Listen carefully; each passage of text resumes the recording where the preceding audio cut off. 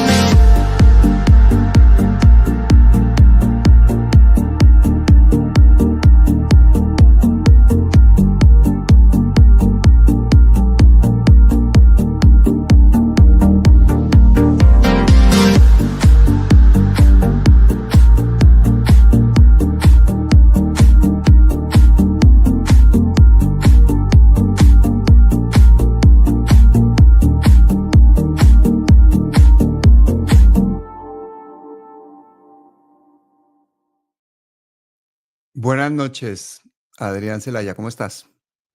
Hola Pablo, encantado de estar contigo, como siempre, y con Qué el bueno, canal esto de mayor. los miércoles ya está la gente esperándonos con mucha ilusión. Saben que tenemos el privilegio de contar con un invitado, ya no un invitado, ya casi un compañero de canal, canales enlazados con comunidades conociéndose y potenciando un mensaje geopolítico de paz, de paz.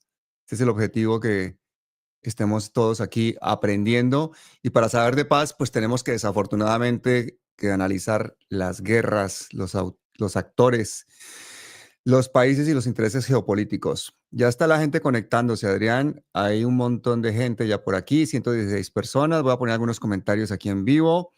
Muchos son de tu canal, por ejemplo, María Luisa Villarreal o Hermeson Bernardo. Lucilla Perilla, si es de Colombia. Qué bonito esto, ver gente de Europa, de Colombia, de Estados Unidos, de los territorios. Fíjate, aquí, por ejemplo, nos saludan Alice desde Nueva York, Amiris también desde Toronto. Bueno, tenemos un público bastante internacional hoy. Eso es el objetivo. Compartan, por favor, en este momento la señal.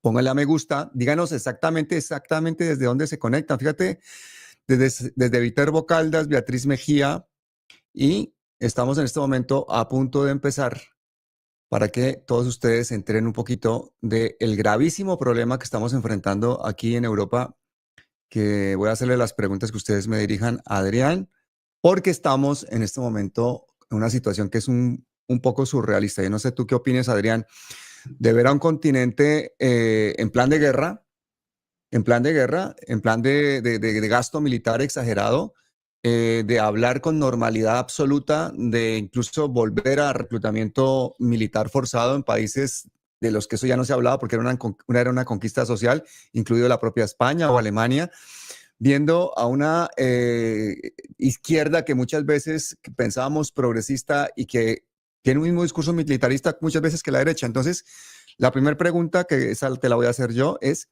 ¿de dónde viene este germen del militarismo, este frenesí por la guerra, cuando estamos viendo cómo lo que pagan los ciudadanos con esto es en servicios sociales, en las vidas de sus propios hijos? ¿De dónde viene esta locura, Adrián? Bueno, yo creo que si queremos concentrarlo en una palabra, el origen de esta locura es el pánico. El pánico de unas élites más corporativa que política, que han venido controlando Europa y Estados Unidos, y que estaban crecientemente preocupadas desde comienzos de siglo. Ya en los documentos que elaboran a comienzos de siglo empiezan a haber problemas para el control de ese mundo que venían controlando hasta entonces o desde los años 90 sin problemas, y anticipan tres problemas, ¿no? El primero es el auge de los países emergentes, China y Rusia fundamentalmente. El segundo es un modelo económico que se agota. Ellos ya entonces, a principios del siglo, ya se daban cuenta de que había problemas estructurales en el modelo económico. Y tercero es Internet. Internet como un instrumento que potencialmente ya entonces veían que podía hacerles perder el control de una parte de la población. Porque en los años 90 se produjo el efecto contrario. Después de la Guerra Fría, se produce una cohesión social y política total en Occidente, que hace desaparecer, tú lo has comentado de alguna forma, ¿no? Lo que realmente eran la derecha, la izquierda, el centro, se conviertan al final en palabras, en matices dentro de lo que nosotros llamamos el Partido Único Europeo, en el caso de Europa. Y al final hay una concentración de medios y de los grandes medios, una privatización también de grandes medios públicos de televisión fundamentalmente. Todo esto genera un contexto en el que las grandes corporaciones están encantadas. Dicen, controlamos así prácticamente todo, ¿no? Y de pronto ven cómo a través de Internet se les va escapando una parte pequeña pero creciente de la población. Entonces, identifican esos riesgos, ¿no? Esto ya a principios de siglo, lo estaban identificando. Lo que ha ocurrido es que las estrategias que han ido desarrollando en esos tres centros, en esos tres ámbitos, para hacer frente a esos peligros no les han funcionado. Y esto les ha llevado a una situación de creciente preocupación durante estas 2 décadas, durante estos 25 años, hasta, digamos, un punto de inflexión que probablemente ha sido la guerra en Ucrania. Y a partir de ese momento, esa enorme preocupación se transforma probablemente en una situación de verdadero pánico, ¿no? Un pánico porque ellos interpretaban, digamos, el conflicto en Ucrania como que probablemente iba a ser un segundo Afganistán es decir, lo que fue el desastre de Afganistán para la Unión Soviética, que Ucrania iba a ser para Rusia y que además del estancamiento militar iban a tener el problema de que con las sanciones iban a hundir su economía, con lo cual estaban seguros de que iban a conseguir someter a Rusia y con esto, de alguna forma, ya dar la vuelta a ese contexto de unos países emergentes, y luego hemos visto que países emergentes y en desarrollo que iban enfrentándose y cogiendo un peso creciente con respecto a Occidente, ¿no? Bueno, de pronto se dan cuenta de que nada de eso ha sucedido, sino que ha sucedido todo lo contrario. Es decir, Rusia ha ganado la guerra de desgaste, no es una guerra, ya lo hemos comentado en el programa, no es una guerra de maniobras, no es una guerra en el que se busque el desplazamiento territorial, la conquista territorial en primer lugar, sino es una guerra de desgaste, en la que se busca en primer lugar el desgaste máximo del enemigo y el mínimo propio para que luego, digamos, el avance territorial sea una consecuencia de ese desgaste, ¿no? Entonces, en un momento determinado, ya hace año y medio, se dan cuenta de que esa guerra de desgaste Rusia la tiene ganada. No solo eso, que las sanciones no han sido efectivas y que después de estar 30 años intentando someter a Rusia y cuando ya estaban seguros de conseguirlo, resulta que sucede todo lo contrario. Y no solo eso, sino que a cuenta de las políticas de sanciones se produce un desplazamiento también del conjunto del mundo emergente y en desarrollo, que estas políticas de sanciones les obligan a posicionarse y casi todo el mundo en desarrollo y casi todo el mundo emergente se posiciona en el entorno de los BRICS. Y lo hemos visto cómo se ha producido una oleada de peticiones de entrada a los BRICS con un posicionamiento clarísimo, ya digo, del conjunto del mundo en desarrollo y del mundo emergente, ¿no? Y esto ha hecho que la situación geopolítica, en vez de mejorar, sea cada vez peor desde ese punto de vista del control del mundo. Internet no lo han conseguido controlar, ven que va a más y a más y a más, y el modelo económico sigue sin funcionar. Y por último, bueno, en parte relacionado con Internet, pues hay una parte creciente del propio Occidente de la que están perdiendo el control a través de los movimientos, esta pugna entre, digamos, los movimientos liberales y tradicionales y los conservadores.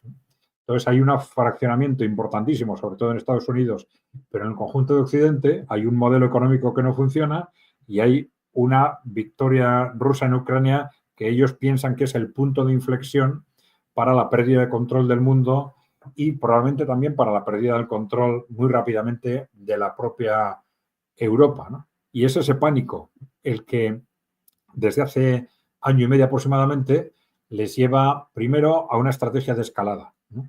Es decir, bueno, Rusia ha ganado la guerra de desgaste, tiene ganada la guerra en principio en Ucrania, la única salida que nos queda es una de dos, la rendición, capitulación, le llamemos de una forma u otra, y la otra es la escalada.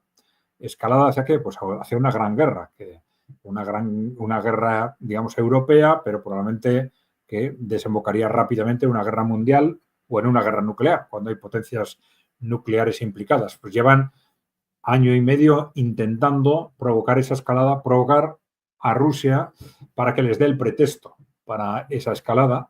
No lo han conseguido. Rusia ha actuado con una gran paciencia estratégica para evitar caer en esas provocaciones, y ese ha sido el contexto hasta que de pronto, la posición de Rusia, digamos, era tener esa sensación de que la guerra la tenemos ganada, pero no tenemos delante un enemigo que sea capaz de reconocerlo, ¿no? Es decir, que se va a agarrar a toda costa a cualquier opción antes que reconocer que ha perdido la guerra. Y estoy pensando más en la OTAN que en la propia Ucrania, ¿no? Que lamentablemente está siendo un instrumento de otros, ¿no?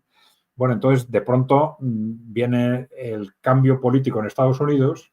Entonces ahí sí vemos una estrategia distinta, de una estrategia, si se quiere, más realista del trumpismo. Es decir, bueno, está claro que Rusia tiene ganada esa guerra y entonces vamos a ver cómo gestionamos esto de la mejor forma posible. Eso es el contexto actual, pero mientras tanto en Europa se sigue sin aceptar ese contexto, consideran inaceptable ese contexto de victoria rusa en Ucrania. Ya he comentado por qué, porque para ellos es, digamos, casi como el fin del mundo. Entonces lo que han desarrollado es una estrategia, por un lado, esa estrategia de escalada, en la que todavía siguen pensando con esas ideas del Reino Unido y de Francia, sobre todo, de desplazar tropas a Ucrania, lo cual supone un enfrentamiento directo con Rusia, ¿no? Y a la vez han empezado a desarrollar este discurso de que, que es un tanto confuso, porque por un lado argumentan en base a que hay una amenaza rusa de que una vez finalizada la guerra en Ucrania intenten avanzar hacia el resto de Europa, y por lo tanto tenemos que prepararnos frente a esa amenaza rusa para dentro de 5 o dentro de 10 años enfrentarnos a Rusia, ¿no? Eso por un lado, ¿no? Pero claro, por otro lado están lanzando mensajes de amenaza inmediata estos días. Ya habrás visto en la prensa, por todos lados aparecen mensajes de la Unión Europea en concreto, también de algunos gobiernos, de que los ciudadanos europeos, en previsión de un gran desastre o una guerra, pues se garanticen suministros básicos durante 3 días. Claro, mensajes tremendamente alarmantes, pero que no cuadran en absoluto con ese mensaje de fondo que estaban dando hasta ahora de que vamos a prepararnos para un conflicto con Rusia, pero no ahora, dentro de 5 o dentro de 10 años, ¿no? O sea, es una contradicción enorme, pero claro que sí consigue crear un clima de alarma tremendo que puede ser, quizás puede haber distintas interpretaciones, ¿no? Una posible intención es, con ese clima de alarma, facilitar las decisiones de incremento del gasto militar, aunque no sea lógico, ¿no? Es decir, si hay un problema inmediato, eso no se soluciona con unos objetivos de gasto militar a 5 o 10 años, ¿no? Y no sé, podemos pensar otras hipótesis, que es estrictamente pues prepararse para un endurecimiento de la situación política en Europa, que evidentemente se está produciendo ya y se va a seguir produciendo a partir del fin de la guerra en Ucrania. Ya lo hemos visto con lo que ha pasado en Rumanía, ¿no? Esta anulación de las elecciones. Ha ganado las elecciones alguien que no es, digamos, de ese partido único europeo. ¿Qué hacemos? Anulamos las elecciones. Y luego, en un segundo paso, le han prohibido al candidato peligroso presentarse a las elecciones. Y luego, en un tercer paso, han prohibido a la alternativa, a ese candidato peligroso, presentarse a las elecciones. Y además, luego lo han presentado como una posición estratégica de la Unión Europea. El que fue comisario de la Unión Europea, Breton, pues lo dijo claramente. Lo que hemos hecho, reconociendo lo que ellos lo habían hecho, ¿no? Lo que hemos hecho en Rumanía lo podemos hacer en Alemania si es necesario. Lo haremos en Alemania si es necesario. Es decir, hay una situación de pánico tal en la élite política y en la élite económica que, para superar el contexto actual, para hacer frente al contexto actual, están dispuestos a todo. Y en ese todo entra la escalada en la que están pensando, entra el rearme, el servicio militar obligatorio, etcétera. Todo ello, por supuesto, en la medida en que el contexto se lo permita. Y es parte de ese contexto, por supuesto, es la población europea.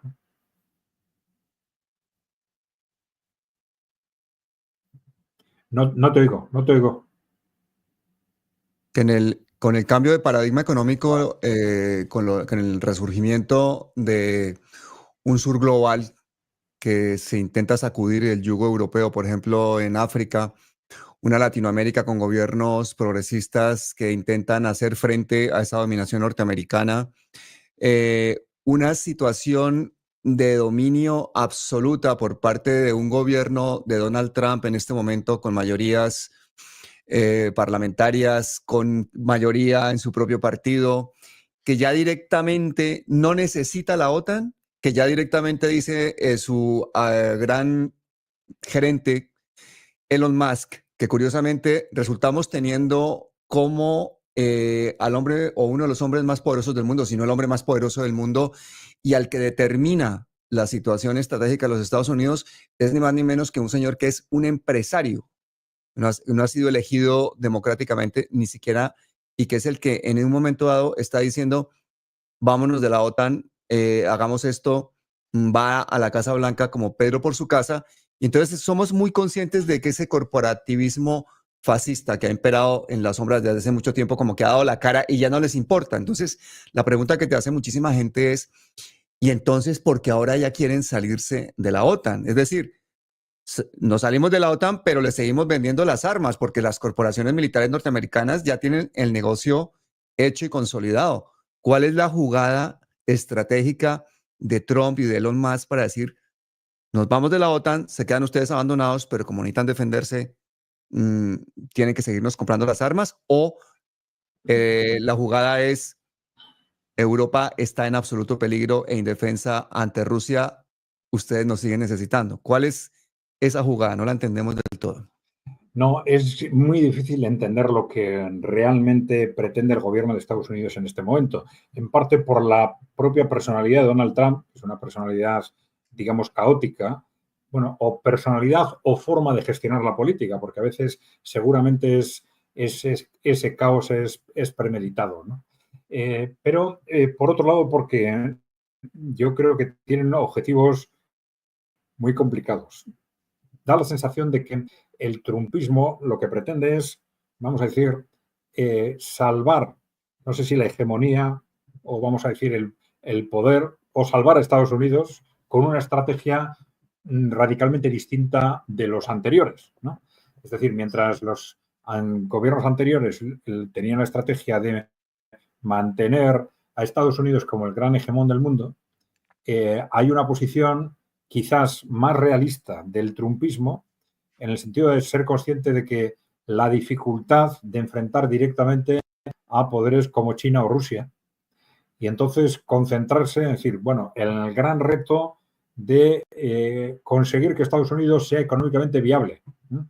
Es decir, el gran problema de Estados Unidos no es solo internacional, sino es un sistema económico, un modelo económico cada vez más desequilibrado y que curiosamente ha sido muy interesante para las grandes corporaciones norteamericanas, pero un desastre seguramente para el propio país, ¿no? Es decir, por ejemplo, pues el sistema del petrodólar ha sido muy interesante para algunos, a corto plazo también para el país, pero le ha facilitado tanto conseguir financiación que al final le ha ido convirtiendo progresivamente a Estados Unidos en un país cada vez más deudor, con déficits crecientes en el ámbito comercial y en el ámbito presupuestario, y cada vez un país cada vez menos productor y más consumidor, ¿no? Bueno, hacer frente a una situación interna cada vez más difícil y a un mundo del que están perdiendo el control es tremendamente complejo, tremendamente complejo. Es decir, salvar a un imperio en decadencia, digamos, ¿no? Y claro, a la hora de hacer frente a ese reto, pues en parte da la sensación de que dan palos de ciego, de que están intentando, digamos, recoger fuentes de recursos por todas partes, sea a través de aranceles, sea minerales o recursos minerales en Ucrania, en cualquier conflicto en el mundo están pensando a ver qué pueden sacar económicamente para tapar esos agujeros de Estados Unidos. Y dentro de ese contexto, la oposición de los trumpistas probablemente es que no pueden ya tener el control del mundo y aunque no controlando, salvar lo que le queda como país es muy difícil. Y es un poco en eso en lo que quieren concentrarse, ¿no? ¿Y esto qué supone? Pues supone renunciar al enfrentamiento directo con Rusia, que supone la OTAN. Porque claro, ¿cuál es el sentido de la OTAN? Pues cercar y someter a Rusia. No es otro, ¿no? Entonces, la OTAN probablemente desaparecerá en los próximos años, porque con el fin de la guerra en Ucrania, lógicamente se negociará un contexto de seguridad estratégica en Europa. Y eso es incompatible, una seguridad estratégica, digamos, que sea admitible por las distintas partes. Y eso es incompatible con la existencia de la OTAN. Con lo cual, muy probablemente la OTAN desaparecerá como tal, ¿no? Otra cosa es que Europa como tal siempre tenga sus instrumentos defensivos, etcétera, ¿no? Pero, por un lado, yo creo que Estados Unidos quiere irse de Europa en el sentido de que mira, con Rusia no queremos un enfrentamiento, la OTAN no tiene sentido, vamos a cerrar esto lo más rápido posible para concentrarnos en otros temas. Su objetivo sigue siendo Estados Unidos, tienen un enorme compromiso aparentemente con los grupos de interés israelíes que les obliga a una participación en el conflicto en Oriente Medio en general, que desde el punto de vista de los intereses de Estados Unidos es bastante dudosa, ¿no? Y intentan seguramente contener a China dentro de lo posible en base a la alianza con sus aliados estratégicos tradicionales en el Pacífico, ¿no? Con Australia, Nueva Zelanda, Filipinas, Taiwán, Japón, Corea del Sur, ¿no? Bueno, intentan fortalecer la alianza con estos países y probablemente intentarán llegar también a acuerdos estratégicos, no solo con Rusia, sino con China también, para definir un contexto multipolar, vamos a decir, lo suficientemente estable. Pero yo creo que su gran obsesión es cómo conseguir que esa economía en caída libre, como es la norteamericana, funcione. Bueno, y no solo la norteamericana, porque tenemos a una Europa que se ha ido desindustrializando a pasos agigantados, que ha cometido pues toda clase de errores. Por ejemplo, aquí volaron el Nord Stream 2, se corta ese cordón umbilical de gas barato proveniente de Rusia y encima se sigue favoreciendo a quienes vuelan el Nord Stream 2. Se sigue sometiendo Europa a las órdenes de la OTAN dadas directamente desde Bruselas, pero es que ahora ya no es ni siquiera necesario todo eso. Es como si se hubieran descarado a tal punto que ya a cielo abierto lo dicen, no queremos ni la OTAN, o sea, necesitamos los recursos de otros países. Elon Musk públicamente lo va diciendo.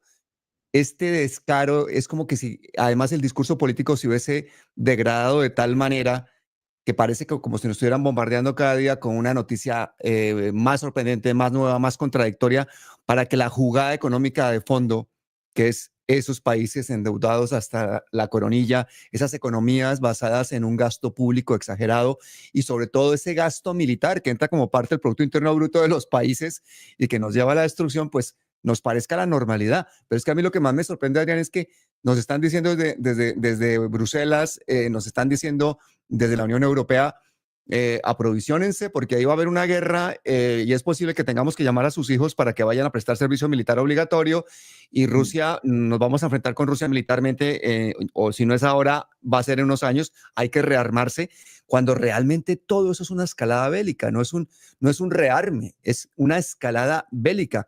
Y una escalada bélica que concretamente en el Medio Oriente vemos como si Israel sigue intentando ganar terreno en el sur de Siria. Ya yo no creo que la situación de Egipto pueda seguir siendo tan impasible y contaría con el apoyo de Irán y contaría con el apoyo de Rusia y de China. Estamos ante la posibilidad de una escalada cada vez más cerca a un conflicto mundial y los ciudadanos siguen llenando los restaurantes, yéndose a los cines, haciendo deporte como si nada pasara. No existen esas manifestaciones pacifistas que había aquí cuando la OTAN, cuando Felipe González, todo ese discurso pacifista se perdió. Y ahora nos parece normal que vamos de cabeza. ¿Qué ha pasado con la sociedad? Vamos de cabeza a un conflicto cada vez mayor y no vemos la respuesta pacifista masiva en las calles. ¿En qué momento pasó esa desconexión? ¿O fue cuando ya directamente nos impusieron la OTAN que la gente se dio por vencida? Sí, yo creo que el problema es que los ciudadanos por sí mismos es casi imposible que se muevan. Los ciudadanos necesitan organizaciones intermedias, sean asociaciones, partidos políticos, que les movilicen y les orienten. Y el problema es que Europa se ha quedado sin ese tipo de organizaciones como consecuencia de lo que hemos comentado antes, de esa unificación ideológica que se produce en los 90, desaparecen realmente las ideologías distintas, en realidad son todo matices, se llaman a sí mismos izquierda, derecha, centro, pero es mentira, en todo lo estratégico están sometidos a los intereses corporativos y en Europa también a los intereses norteamericanos, que también son corporativos indirectamente, ¿no? Y ese es el contexto más peligroso. En todos los grupos que sean ese partido.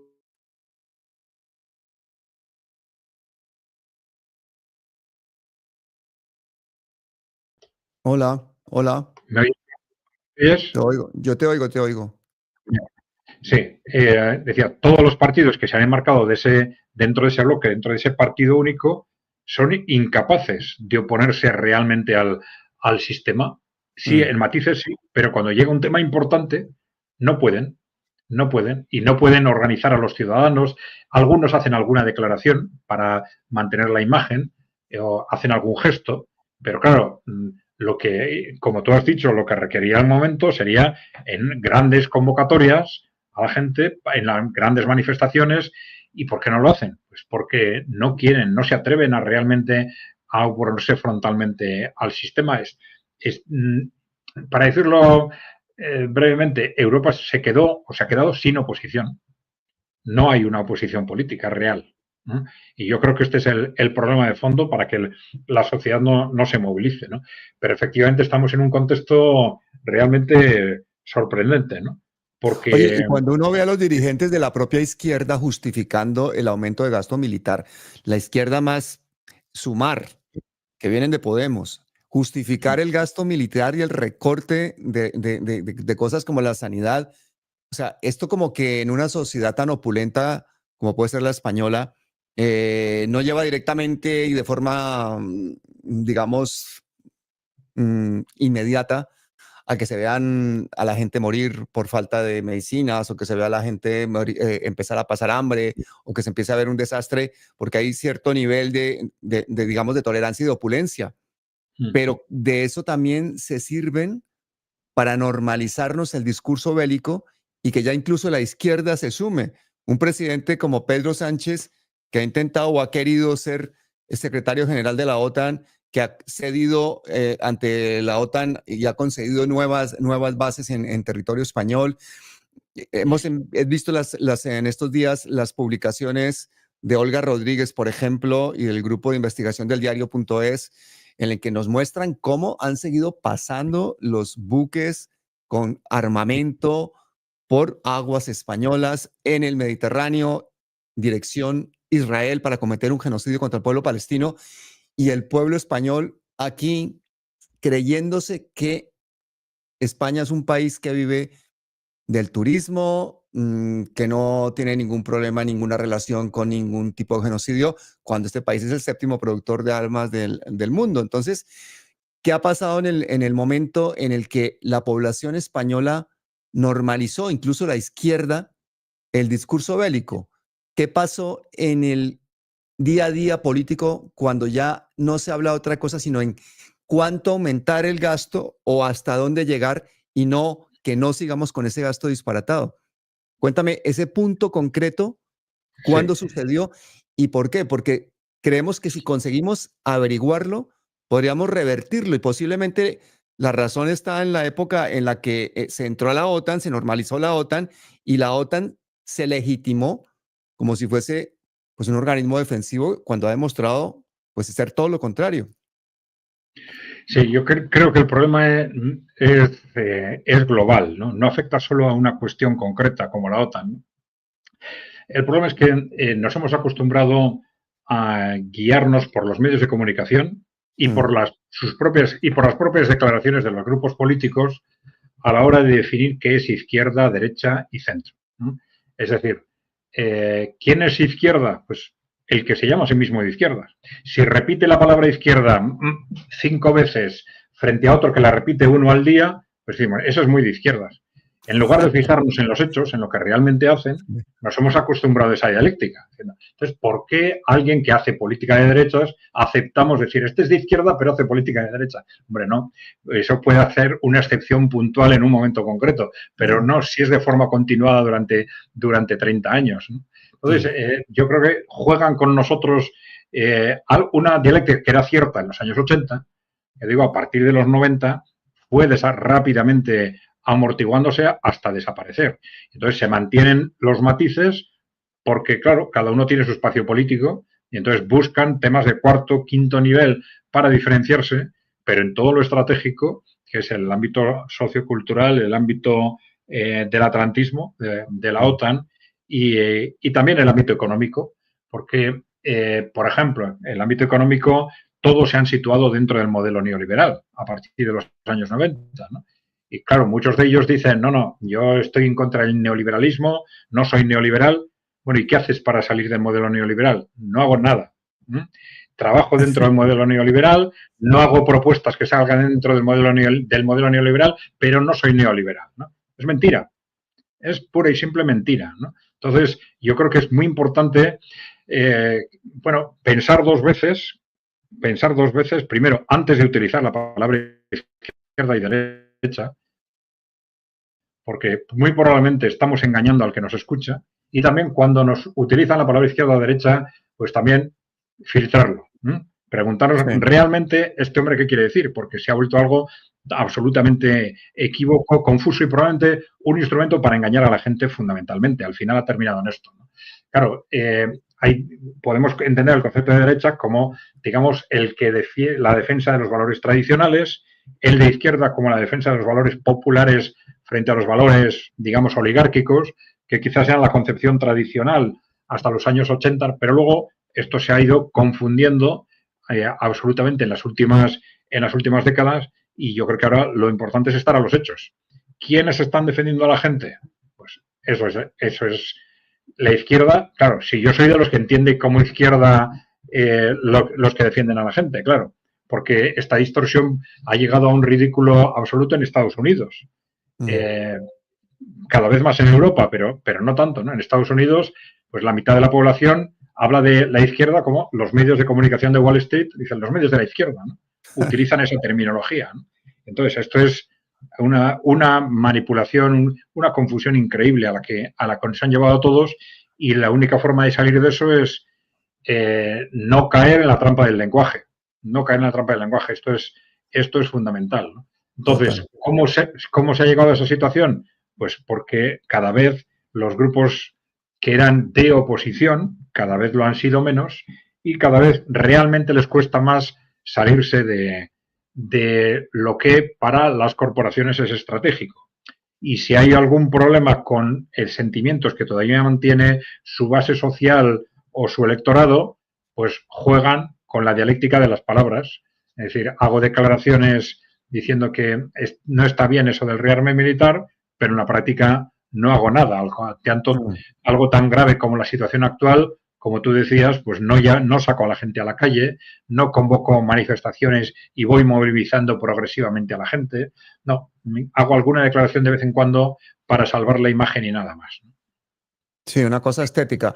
Pero yo también creo que tiene mucho que ver el tema digital, porque acuérdate cuando las manifestaciones en contra de la OTAN salían a la calle masivamente, cientos de miles, millones de personas, y empapelaban las paredes con pósters que se pegaban con engrudo. Y hoy en día, si quieres manifestarte contra algo, entonces abres tu computadora o tu teléfono y con que le des a like, tú crees que ya estás siendo pacifista o activista. Y lo que estamos es viviendo ante la dictadura de los algoritmos que nos polarizan, y tras estamos hablando los que pensamos igual, como es el caso de los que estamos en canales de YouTube, que por cierto son propiedad de los mismos que están organizando guerras. Entonces es toda una contradicción, y al final te sientes tú como un títere en un circo en el que la gente que está manejando realmente el poder juega a que nos peleemos entre nosotros, como decías tú.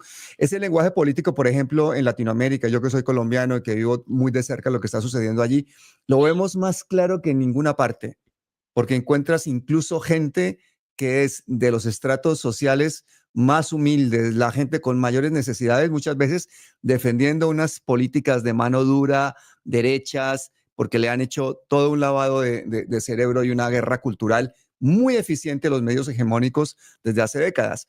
Entonces te encuentras todo ese tipo de contradicciones, pero ante la realidad de que tenemos un mundo en el que hay potencias nucleares, pues dispuestas a enfrentarse, que están haciendo guerras proxies, que se hacen guerras económicas, que no disimulan ya en lanzarse los improperios que se lanzan en Estados Unidos los grandes dirigentes, partidos como el demócrata o el republicano que tienen las mismas estrategias militaristas, los mismos intereses en las grandes corporaciones.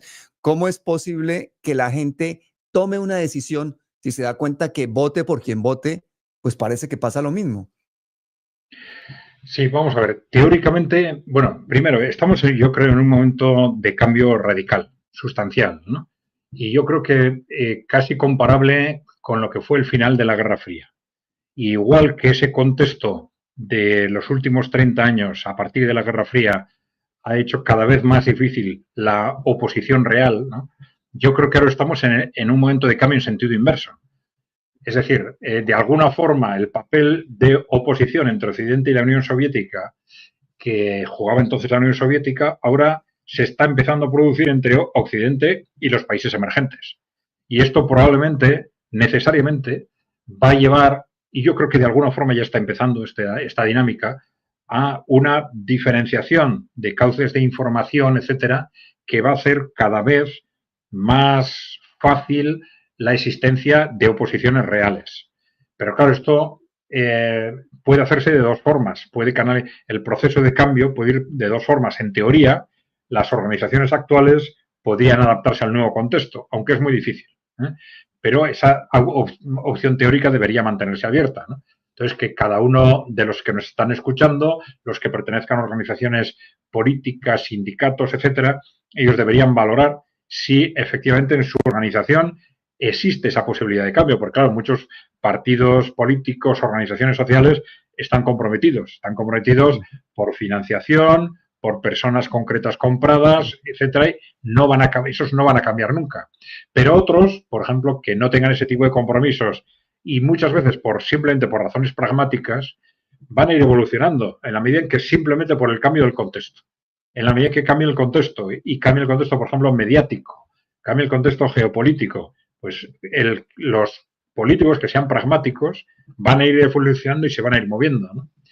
Y claro, luego está la opción de los países, los territorios en los que las organizaciones actuales no cambien, pues ¿qué tienen que hacer los ciudadanos? Crear nuevas, clarísimamente. Si no vemos posibilidad en nuestra organización de que se adapte a esta nueva situación, hay que crear nuevas organizaciones o ayudar a los que las crean, ¿no? Yo creo que esta es la cuestión clave. Es complicado, pero el proceso puede ser mucho más rápido de lo que esperamos en la medida en que el contexto cambie. Y la gente puede, en los próximos años, darse cuenta muy rápidamente de que todo está cambiando. Pero ¿no crees que de pronto la tecnología, la inteligencia artificial nos puede coger la delantera y que no tengamos ya tiempo?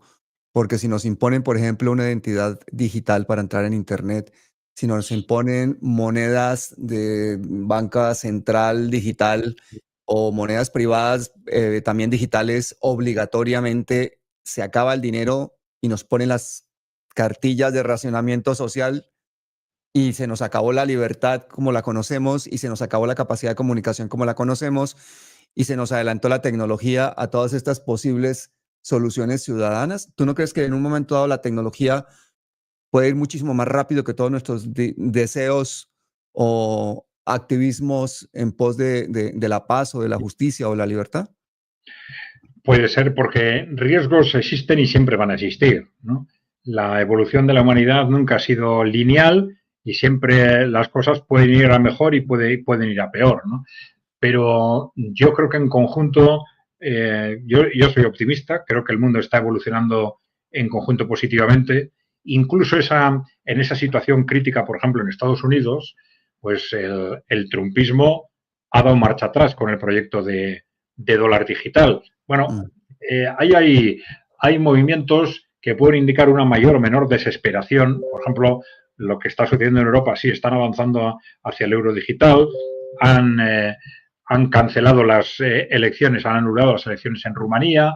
Puede haber un proceso de endurecimiento que tiene mucha relación precisamente con el miedo que tienen. ¿A quién tienen miedo? Pues fundamentalmente a nosotros, a los ciudadanos europeos. Dicen, sí, hay un problema geopolítico, hay un problema económico, pero lo que realmente les preocupa es que como consecuencia de esto, los ciudadanos acaben levantándose contra ellos. Claro. Este es el gran problema y esto es lo que están intentando taponar porque saben que eso puede pasar en cualquier momento, ¿no? Como tú has comentado, es un poco, el contexto nunca es el mismo y Internet ahora tiene una importancia tremenda, ¿no? Es curioso que Internet, por un lado es cierto que ha hecho, digamos, consciente a muchísimas personas de lo que sucede, aportando información que no aparece en los medios oficiales, etcétera.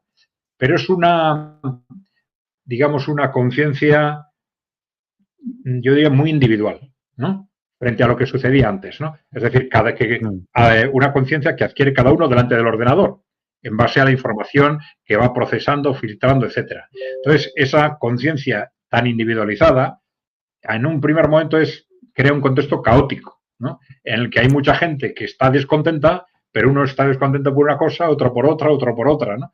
Entonces, eso necesita un proceso de maduración de que para que esos descontentos se gestionen a través de organizaciones conjuntas, etcétera, y esa maduración pues dé lugar a oposiciones, digamos, realistas y efectivas, ¿no? Pero yo creo que eso poco a poco va sucediendo, ¿no?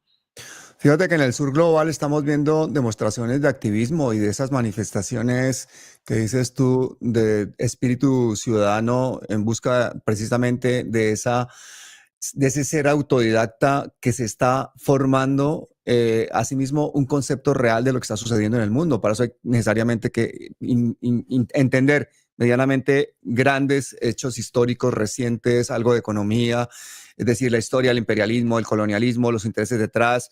La gente, por ejemplo, piensa en España que el banco tal es de tal persona y resulta que si ven el accionariado se dan con sorpresa cuenta que resulta que pertenece principalmente a BlackRock. En Colombia, por ejemplo, tenemos medios de comunicación que la gente no sabe ni de quién son y son de los mismos dueños del Grupo Prisa. Por ejemplo, estoy hablando de Caracol concretamente, son los mismos dueños del el gran accionista del Grupo Prisa, que además es un gran accionista en la principal empresa armamentística española, y son todas personas con un criterio guerrerista y con una mentalidad de derecha o de extrema derecha que no solamente hacen mella en su propio país, sino en múltiples países.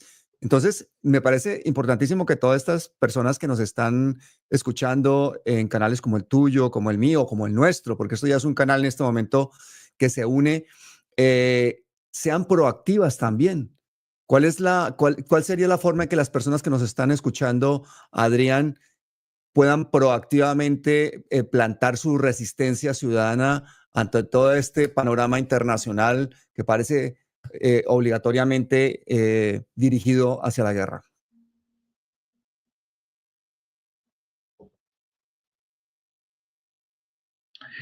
Bueno, vamos a ver. Yo en principio no descartaría Internet. Internet es importantísimo, primero, para captar información, y Internet también da posibilidades para que una persona sola actúe, cosa que antes era casi imposible, ¿no? Que una persona sola pudiese hacer cosas importantes. Sin embargo, en Internet es posible. Hay personas solas que, captando información, difundiendo información a través de canales, está haciendo un trabajo enorme, de importante, ¿no? Bien, pero como tú decías, como hemos comentado antes, hay que ir más allá, ¿eh? Y yo creo que fuera de YouTube lo más importante son las asociaciones, fortalecer los grupos, asociaciones, partidos políticos en los que confiemos, ¿eh? No ser ingenuos, no fiarnos, como hemos dicho antes, simplemente de los partidos, simplemente de lo que dicen, ¿no? Pero cuando informarnos todo lo posible de lo que realmente son, de qué intereses defienden y en función de eso o apoyar grupos que ya existen o crear nuevos grupos, ¿no? Yo creo que esa participación es fundamental. Necesitamos organizaciones de masas. Eso es lo que realmente son capaces, organizaciones de masas que luego pueden ser partidos políticos, ir a elecciones o no, pero organizaciones de masa en sí mismas. Luego hay otros criterios que pueden ser importantes, ¿no? ¿Cómo se financian esas organizaciones de masas? Que es fundamental que tengan independencia organizativa, ¿no? Es decir, que se financien fundamentalmente con las cuotas de sus afiliados, porque en el momento en que empiezan, bueno, pues que un empresario que me dé no sé qué dinero o incluso que el gobierno me dé, eso también crea una dependencia importante, ¿no? Nosotros hicimos unos estudios sobre la financiación de partidos políticos en España y, bueno, ahí no voy a mencionar qué partido era, pero había un partido que dio mucha importancia a presentarse en sociedad como un partido que no recibía financiación empresarial. Supongo que sabes cuál es, ¿no? Sí, sí. Y que nos pareció un elemento muy interesante, y entonces lo analizamos. Pero claro, ¿qué vimos? Unos años después, efectivamente, habían cumplido su palabra, no recibían financiación empresarial, pero su financiación en un 90% era financiación pública. Claro, financiación pública en función de resultados electorales, pero ¿qué pasa? Hay que ponerse en el lugar de las direcciones de esos partidos. La dirección del partido tiene que ver que depende de la base. Si ve que no depende de la base, sino de las elecciones, al final de esa financiación pública, pues es lo único que le va a preocupar. Al final la base se convierte en un estorbo y lo único que le importa es las elecciones. De las elecciones dependen sus ingresos, sus puestos de trabajo, etcétera. Y claro, depender de las elecciones supone depender de los medios de comunicación. ¿Y quién está detrás de los medios de comunicación? Pues esas empresas que decías que no querías que te financiaran, ¿no? Con lo cual, estamos de otra forma en el mismo problema, ¿no? Entonces, que dentro de lo posible las organizaciones de masas defiendan a los ciudadanos y para eso que dependan de sus afiliados es fundamental, ¿no? Claro, y una cosa ya para terminar, Adrián, yo creo que hay un fenómeno que lo he observado yo a raíz de precisamente tener un canal en YouTube y es ver cómo compañeros que tienen canales de YouTube que en un momento han empezado pues a hacer una labor progresista o en el caso colombiano a raíz del estallido social o lo que sea, me pongo a observarle los contenidos a veces y digo, pero ¿y por qué no habla de este tema? Y de eso y de otros sí, o por qué se ha vuelto tan moderado, o por qué no entra en temas que son tan evidentes y en otros. Es decir, veo que hay una autocensura y he descubierto con sorpresa y con horror que mucha de la gente que se autocensura en YouTube es porque el canal se convierte en la razón de ser, se olvidan muchas veces los ideales y se van en busca del like. Entonces, claro, si aquí decimos la palabra genocidio, si decimos no sé qué tal, nos van a cerrar el canal, nos van a censurar. Yo me callo porque resulta que yo vivo del canal, gano dinero con el canal, tengo más likes si no digo esto, vuelvo políticamente correcta en algunas cosas, en otras no. De alguna forma todos nos autocensuramos, incluso cuando ponemos los títulos, ya sabemos que hay cosas que no podemos poner, pero esa autocensura llega al punto en el que el medio de comunicación se convierte en la razón de ser y el activista que yo había visto hacía 1 año o 2 años ha dejado de existir para convertirse en una persona que genera infoentretenimiento o entretenimiento político o directamente pues contenidos amarillistas que producen muchísimas vistas pero que no dan ninguna pedagogía. Yo no sé si tú has observado ese fenómeno también en tu entorno, porque yo creo que el entorno europeo es un poco diferente en eso. Sí, sí. Cuando nosotros empezamos a trabajar con el canal de YouTube, pensábamos que el miedo de los youtubers a tratar determinados temas estaba relacionado, como te has dicho, con esos riesgos de que te cierren el canal, etcétera, ¿no? Que bueno, eso parece un miedo, una precaución más que razonable, ¿no? Pero luego hemos visto que es algo incluso mucho más concreto, como simplemente el que te desmonetaricen el vídeo, ¿no? Es decir, ya sabes que si en un vídeo tratas temas no adecuados, te viene un mensaje, bueno, este vídeo no se va a monetarizar. Y simplemente el evitar que se desmonetaricen, claro, hay muchas personas que acaban dependiendo vitalmente de los ingresos del canal y, claro, que le desmonetaricen un vídeo sobre todo si es un vídeo en el que le ha dedicado mucho esfuerzo, pues es un problema, ¿no? Entonces, bueno, nosotros hacemos vídeos muy pequeños y con un esfuerzo pues limitado por cada vídeo. Entonces, bueno, que nos dicen, si este vídeo con estas características te lo vamos a desmonitorizar. Bueno, pues no pasa nada y seguimos, ¿no? Pero Claro. yo entiendo que para muchos es un condicionante muy importante, ¿no? Sí, sí, sí, sí. Bueno, pues importante saber eso. Importante saber eso. Tiene que haber una estrategia también. Hay que seguir canales que den pedagogía. Yo creo que el Kai Center está haciendo una labor increíble. Yo veo que tú estás todos los días subiendo contenidos. Yo le pido a la gente de Palabras Mayores, por favor, que se suscriba, que siga a Adrián, porque es una buena forma de enterarse de una primera figura del análisis geopolítico internacional, de dónde vienen estos lodos, qué es lo que ha generado realmente que lleguemos a una situación en el mundo que teniendo toda la tecnología, pudiendo llegar a otros planetas, haciendo todo despliegue de capacidad de conocimiento, no seamos capaces de hablar de paz, sino que tengamos que hablar de guerra. Así que, Adrián, muchísimas gracias. Hasta siempre. Nos vemos pronto. Próximo programa. Vamos a anunciarlo con tiempo para que la gente esté otra vez aquí. Mil gracias. Muy bien, Pablo. Encantado de estar contigo, como siempre. Muchísimas gracias. Y a la audiencia colombiana le quiero decir que a las 6 de la tarde tenemos a el exministro Andrés Camacho de Minas y Energía, que vamos a entrevistarlo aquí con los YouTubers Unidos aquí, así que nos vemos en un par de horas. Muchísimas gracias a todos y hasta siempre.